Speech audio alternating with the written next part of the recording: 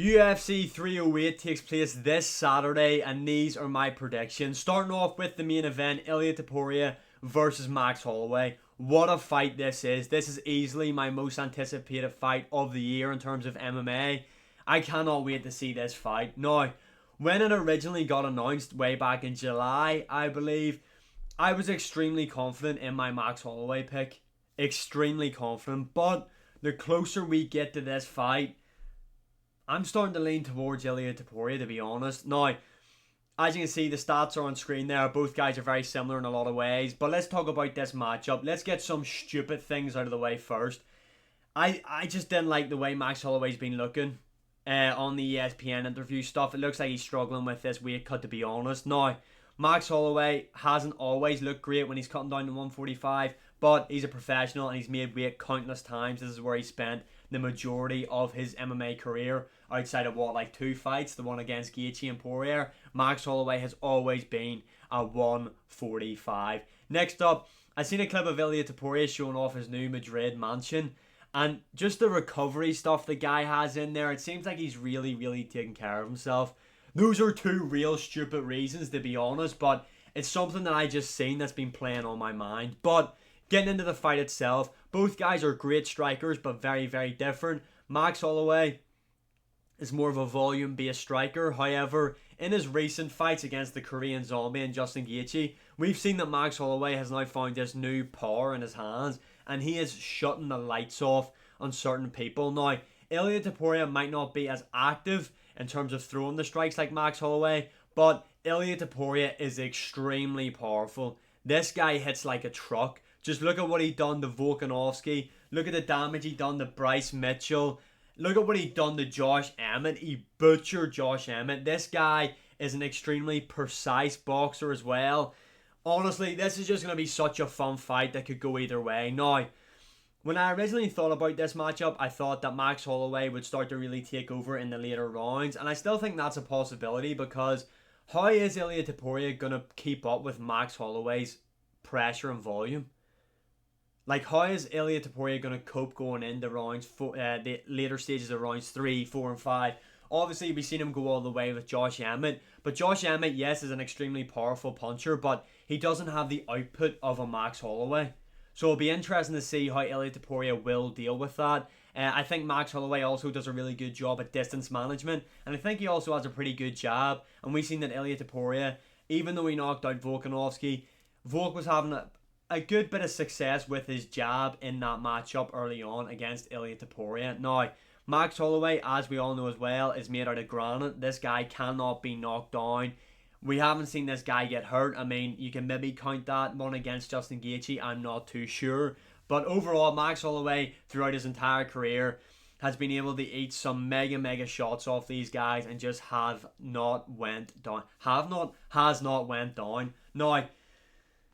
this matchup will predominantly take place on the feet, let's just be honest. But I think Ilia Topuria is going to mix up the grappling in here. I think he's going to mix up the grappling just to keep Holloway on his toes and keep Holloway second guessing. A lot of people forget that when Ilia Topuria started off in MMA, he was a grappler. And I feel like we are going to see that in Ilia Topuria's game this time round. Not that I feel like he's looking to go out there and put on like a Khabib performance where he just tries to take down Max Holloway constantly. But I feel like he will show that threat to Max Holloway early on to get Max Holloway second guessing and thinking about the takedowns. Now, Max Holloway struggles when he fights smaller opponents. That's just a fact. I mean, look at his fights against Volkanovski. One thing Max Holloway does, and I hope he does not do this in this matchup against Ilia Topuria, is when he was especially in there with Volk, the guy likes to widen his base, which lowers him, and that just leaves him really open to leg kicks. And I feel like Ilia Topuria is going to have seen that in the matchup against Volkanovski and the matchup against Justin Gaethje, because Max Holloway did not do a good job of defending leg kicks in there. It is a problem and a hole in Max Holloway's game that I think Ilia Topuria will look to capitalise on. Another thing that I can see Max Holloway getting caught out in is, and I know the fans love it, and he was able to knock out Gaethje, just that sequence was just amazing. But when if Max Holloway points at the ground, I feel like he's going to get blasted by Ilia Topuria in there. Topuria is more patient, more precise, more powerful. I think that's a recipe for disaster. Now, let's not forget though, Ilia Topuria has looked pretty much invincible in his entire UFC career outside of the matchup against Jai Herbert. Now, yes, he did flatline Jai Herbert, but Ilia Topuria was caught in there and he was dropped with a head kick against a much taller guy. Now, Max Holloway isn't really known for throwing head kicks, but the guy has added a lot more kicking into his game in his more recent fights. More specifically, the spinning back kick and the body kick. So maybe Max Holloway and his team will have looked at the footage on Topuria, and they might look to add in head kicks in there, similar to what Jai Herbert done, because it is an opening in Ilia Topuria's game.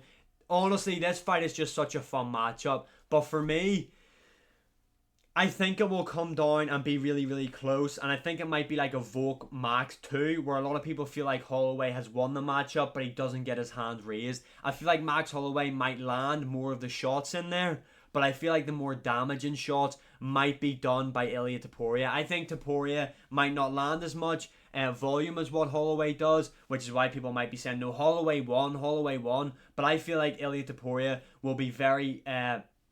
I think his boxing will be on show in here with his counters. I think he'll bust up Max Holloway's face. I don't think he puts Max Holloway down. I don't think he knocks him out. But I think he hurts Max Holloway visibly in this matchup. I really want Holloway to win this, but I feel like this is going to be a boxing matchup for majority of the time outside of the takedown threat that Ilia Topuria is going to pose to him. I am going to have to go with Ilia Topuria on this one. I don't know why I'm getting like weird with saying Ilia Topuria is going to win. It's not as if Holloway's related to me or anything. Next up though, we have got Robert Whittaker, Khamzat Chimaev. Cannot wait for this fight. Cannot wait to see Robert Whittaker get in there and expose Khamzat Chimaev. This is a really hard one to pick as well, to be honest. Khamzat Chimaev is probably the best first round fighter we've ever seen in the UFC. I'm just going to be honest. This guy, especially in rounds 1 specifically, but 2 as well, is extremely dominant. Not only is the guy an exceptional grappler, but the guy's a great boxer and is very, very heavy-handed as well. Now, the fact that this matchup is a 5-rounder, I think it's going to show a lot in Khamzat Chimaev. Has the guy improved? He's not a prospect anymore. He's 30 years of age. This is it for Khamzat Chimaev. If Khamzat loses here to Robert Whittaker, the hype is officially dead and gone, if it's not already. Now, a lot of people do think Robert Whittaker is a bit chinny. I don't think he's as chinny as what people let on the guy is. I mean, yes, he got hurt by Paulo Costa, but he had a spinning heel kick. Not many people are going to eat a shot like that. What I think is going to happen is, I think Khamzat Chimaev is going to dominate Robert Whittaker for the first round. I think he's going to look to put it on Robert Whittaker and look to get him out of there. However, I think Robert Whittaker is going to do what he needs to do to survive the first 2 rounds. I think this is going to be a really grueling first 2 rounds for Robert Whittaker. I think at points it might look like Robert Whittaker is going to be out. I think Khamzat will hurt him early on. I think Khamzat will start to ragdoll him a bit early on as well. Just out-muscle him, out-strength him. But let's just take a look at the stats here. Just look at how many takedowns Khamzat shoots. Nearly 4 takedowns every 15 minutes. But yeah, this is the big key point here.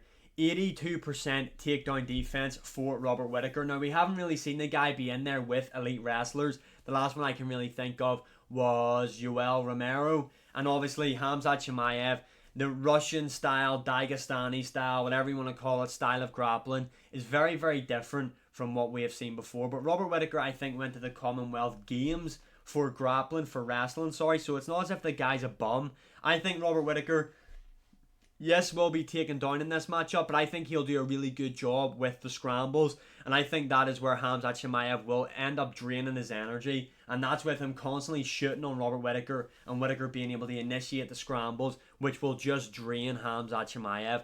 I don't think Khamzat Chimaev is built to go all 5 rounds. He's like a Conor McGregor, very fast twitch, muscle fibers in there. He's extremely explosive, extremely powerful early on, but it does die down. I'm taking Robert Whittaker by decision here. I think rounds 1 and 2 will be extremely close. I think Whittaker will get hurt, but I feel like he will do a good job scrambling with Khamzat Chimaev and keeping himself safe. Rounds 3, 4, and 5, I think Robert Whittaker will take over with his jab. I think his jab is going to play a big part in this matchup right here. And we know he's been working on his boxing because he has been over sparring with the best cruiserweight currently in the sport of boxing in Jai Opetaia.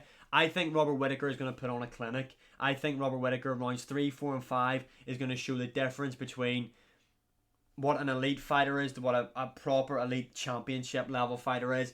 I'm taking Robert Whittaker by decision. The fact this is 5 rounds makes me even more confident in my pick for Robert Whittaker. Next up, Lerone Murphy versus Dan Ige. This is a great fight here. Dan Ige, a lot of people are backing him because he looks so good against Diego Lopez, which is true. He looked good against Diego Lopez at 303. Took that fight on literally a couple of hours' notice. Diego Lopez did slow down in there, but let's not forget the circumstances that Diego Lopez went through in that matchup. For me, I think this is going to be a very boring matchup. I think Lerone Murphy is very well rounded, and I think he's just going to beat Dan Ige by a fairly boring decision, to be honest. I don't think this is going to win fight of the night. Next up, we have got Magomed Ankalaev versus Alexander Rakic. I'm doing it. I'm picking the underdog. Rakic is going to beat Magomed Ankalaev. I just have this feeling. Now, it is a 3-rounder, and because it's in Abu Dhabi, I feel like if this is going to go the distance, I feel like they might try and sweat Ankalaev. Ankalaev, though, is a great boxer. Obviously, everybody rants and raves about the guy's grappling, but I feel like his forward pressure when he's on the feet, he's a southpaw, he's powerful as well, he's got knockout power in there, and how is Rakic going to look after that UFC 300 performance where he looked perfect, but just could not put Yuri away, and then it ended up getting caught with big shots from Yuri and put away himself? How will Rakic look? Now, Rakic is extremely technical. He's extremely strong in there. He's big for the weight class. I feel like his leg kicks are going to cause Ankalaev a lot of problems. Ankalaev just cannot deal with leg kicks. And I don't think the guy has really shown us that he can deal with them. I feel like, take a look here, 85% takedown defense, 31% takedown accuracy for Magomed Ankalaev. Over a 15-minute fight period, he's only shooting just over 1 takedown. I feel like on the feet, I feel like this is very competitive on the feet, to be honest. I do think Ankalaev is a good striker, but I don't know. I think the leg kicks, and I think Ankalaev will struggle to get will struggle to get Rakic down. I feel like there will be a lot of clinch work here up against the cage, which you could probably favour Ankalaev in, to be honest, but Rakic also does really well with clinch work up against the cage as well.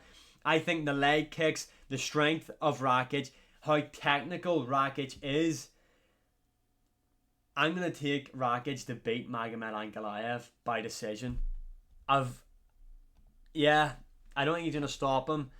I think he's going to beat Ankalaev by decision. I really do. And the odds are fucking crazy for this. A plus 280 for Rakic.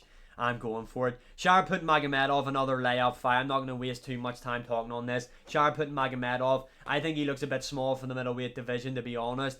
I think he's going to win against Petrosian. I think he wins by decision. Next up, Jeff Neal, RDA. I'm going for Jeff Neal by KO pretty early, inside 2 rounds, to be honest. Jeff Neal is the natural welterweight. And RDA, it's RDA.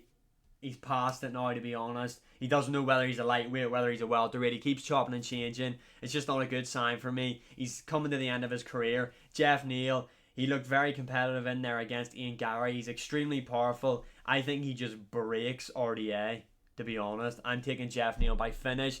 Next up, Rebecca versus Oralby. I'm really looking forward to this matchup, to be honest. I think this is going to be a really fun one. I think this definitely goes the distance, and I'm taking Oralby to win this. I think this is a really, really fun matchup. Next up, Said Nurmagomedov versus Daniel Santos. We've got Islam versus Oliveira at home. That's what this fight is. I'm taking Said Nurmagomedov. Why, you may ask? Look at the guy's second name. Next up, Abbas Magomedov versus Bruno Ferreira. This is one of the matchups I cannot wait to see on this card. I don't think a lot of people are talking about it. Someone is getting slapped in this fight. Someone is 100% getting knocked out. I'm going to take Abbas Magomedov to win this matchup. I think overall he is the better fighter. He's beaten better opponents. I'm going for Abbas to win this matchup. Kennedy Nusachukwu, I think I said his name right. That second name is very hard to say, to be honest, versus Chris Barnett. Kennedy Nusachukwu, he's coming up from light heavyweight. He's going to be more skilled than Chris Barnett. I don't think Chris Barnett's great, to be honest. I'm taking Kennedy Nusachukwu by second round TKO. Next up, I'm taking Farid Basharat to beat Victor Hugo. Then we have got Bruno Silva. A lot of people sleep on Bruno Silva. I mean, this guy's been in there with some really elite names. Chris Weidman. He's been in there with Sharaput Magomedov. He's been in there with Alex Pereira. He didn't get knocked out by Pereira. Let's not forget that. He looked somewhat competitive in there. But he is 30 plus years of age now. I'm going for Ismail to win this matchup. Renat, I can't say the guy's second name. Renat Fakhratunov, I think I said his name right, against Carlos Leal. Leal's taking this fight on short notice. Renat, I actually rate him. He's going to win this matchup. I don't know if he wins by finish though. I don't really know too much about Leal to be honest, but I think Renat is extremely talented and I think the guy will win this matchup either by late stoppage or decision. And finally, Ibo Aslan versus Rafael. I can't say that second name. I don't really know much about either of these guys to be honest. I'm going to go for Rafael to win this by stoppage. So yeah, those are my predictions for UFC 308. I will be live for the card doing a watch along, so make sure you tune in. I'm trying to get to 500 subscribers by the end of the year. We are slowly climbing the ranks. And as always, like, share, subscribe, comment, all that good stuff. I appreciate all the support, and I'll see you again in the next one.